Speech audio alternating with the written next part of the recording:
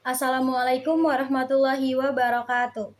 Izin memperkenalkan diri, nama saya Kartika Dewi dari kelas 2B Farmasi dengan NIM 2448201078.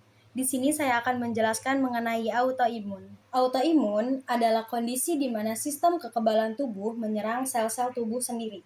Serangan ini disebut autoimunitas dan dapat mempengaruhi satu organ atau seluruh tubuh, tergantung pada jenis penyakit autoimun yang dialami. Jenis-jenis autoimun. Jenis-jenis autoimun meliputi berbagai penyakit yang disebabkan oleh sistem kekebalan tubuh yang menyerang jaringan atau organ tertentu dalam tubuh.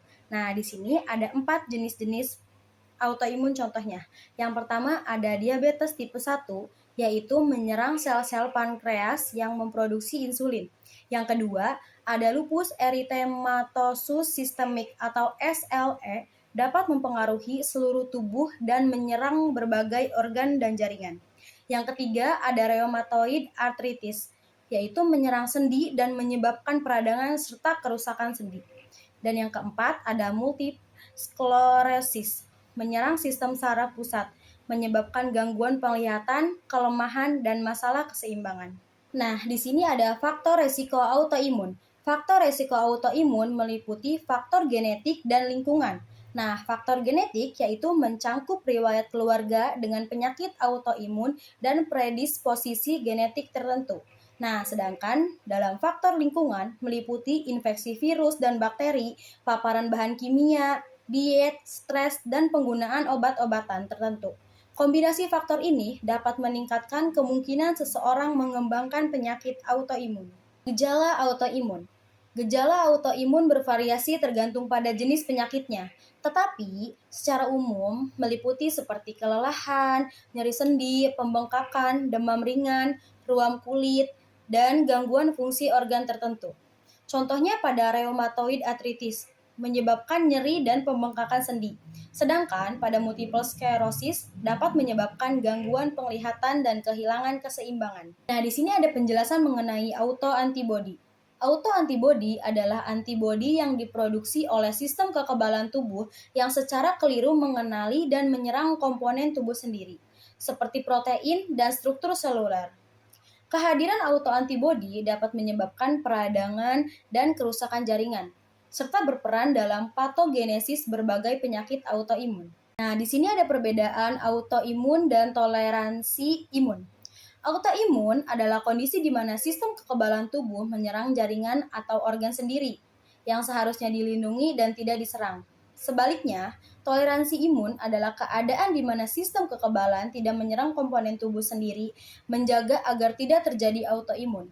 Toleransi imun penting untuk mencegah autoimun dan memastikan sistem kekebalan hanya melawan patogen yang asing. Peran antibodi. Peran antibodi dalam sistem imun adalah untuk mengenali dan menetralkan patogen seperti virus dan bakteri, serta menandai mereka agar mudah dihapus oleh sel imun lainnya.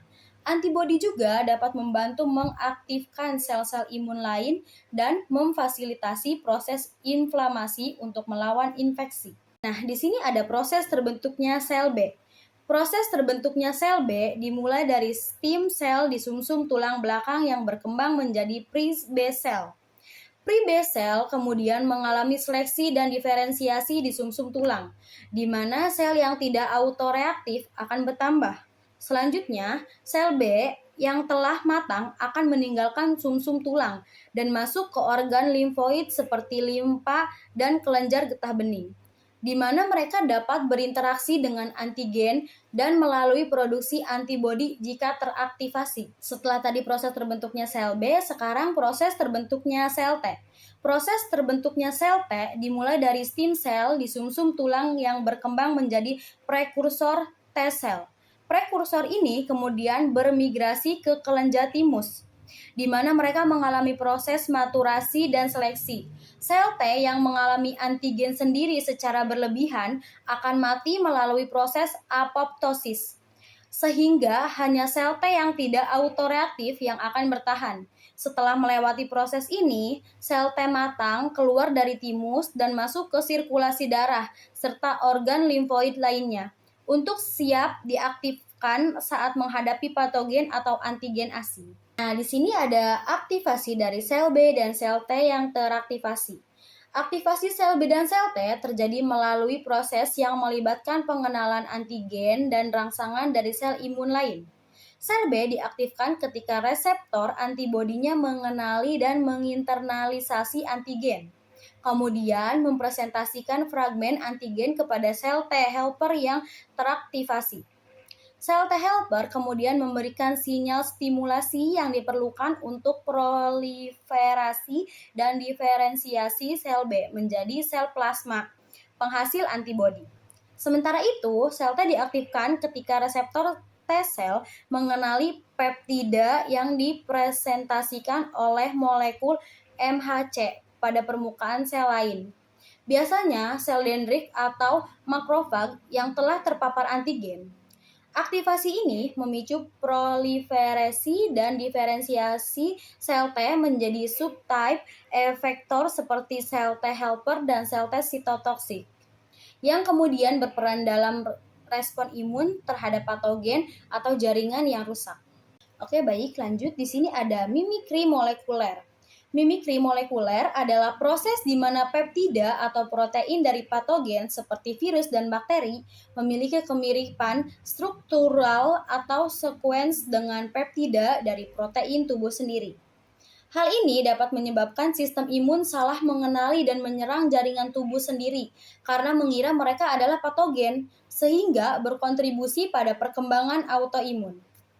Aktivasi bystander. Aktivasi bystander terjadi ketika sel imun yang tidak secara langsung mengenali antigen tertentu menjadi aktif karena lingkungan inflamasi atau rangsangan dari sel imun lain yang teraktivasi.